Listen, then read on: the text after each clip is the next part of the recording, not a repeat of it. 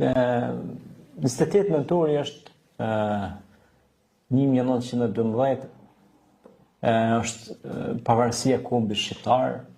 Kjo pavarësi u takon gjithë shqiptarëve, kudo që ndodhen, qoftë në Kosovë, Shqipëri, Ilirid, Kosovë Lindore, në Ulqin e Tivar, Tetove, Gostivar, Tiranë, Prishtinë e Shkup, kudo që janë në emigracion, kjo u takon gjithë shqiptarëve. Pejgamberi alayhis salatu wassalam ka thënë hibbetul watan min al-islam, dashuria ndaj atdheut është pjesë e islamit.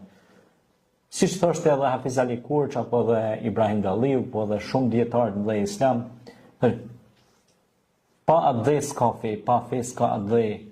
Prandaj ato dyja i quan të binjak, quhen të Hafiz Ali Kurç, këto dy gjërat, pra atdheun, sepse një njeri që s'ka atdhe, ai nuk ka dhe besim, është i humbur, nuk e din, s'ka një identitet, s'ka një piknisje, s'ka një pik fillim, nuk e din se ka.